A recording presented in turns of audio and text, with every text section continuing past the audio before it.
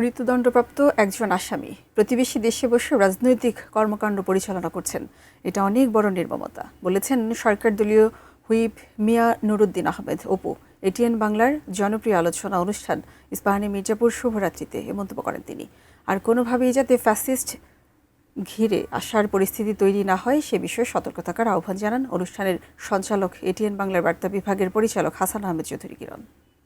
5.5 মাস শেষ হয়েছে একটা সোমবার রাতে এটিএন বাংলার জনপ্রিয় টক শো ইস্পাহানি মির্জাপুর শুভরাত্রিতে অতিথি ছিলেন জাতীয় সংসদে সরকার দলীয় হুইপ মিয়া নুরুদ্দিন আহমেদ অপু। শুরুতেই তিনি গত 15 বছরের আওয়ামী শাসনামলে বিরোধী দলের উপর চালানো নিপীড়নের কথা তুলে ধরেন। এই জাতির একটি কালো অধ্যায় আছে, একটি কালো।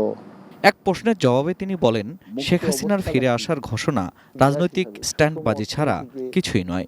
আপনি কেন রাজনীতিটা করতে আসবেন আবার এই দেশে? আবার মায়ের বুক খালি করার জন্য, আবার বাংলাদেশের ব্যাংক লুট করার জন্য?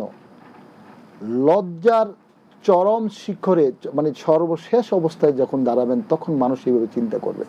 আরেকটা জিনিস খুবই ভয়াবহ, একটা পাশের দেশ আমাদের প্রতিবেশী, তাদের সাথে আমাদের সৌহার্দ্যপূর্ণ সম্পর্ক, সেখানে বসে আন্তর্জাতিক সাজাপ্রাপ্ত, তিনি মৃত্যুদণ্ডপ্রাপ্ত আসামি, খুনি, সে বসে রাজনৈতিক কর্মকাণ্ড পরিচালনা করছে। এটা কিন্তু আরেকটা নির্মমতা। হুইপ নুরুদ্দিন আহমেদ অপু বলেন, জনগণ কখনোই সিদ্ধান্ত নিতে ভুল করেনি।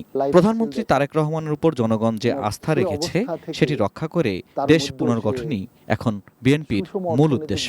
দেশকে আবার একটা স্বাবলম্বী দেশ, আত্মনির্ভরশীল দেশ তৈরি করার যে চ্যালেঞ্জ, এই চ্যালেঞ্জে মাননীয় প্রধানমন্ত্রী গত 5টি মাসে আপনি দেখেছেন বাংলাদেশের প্রত্যেকটা সেক্টরে উনি গোছানোর চেষ্টা করছেন।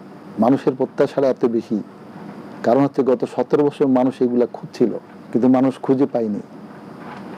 সে কারণে একসাথে মানুষের চাহিদাটা এত বেশি। অবশ্যই আমরা কনফিডেন্ট ইনশাআল্লাহ।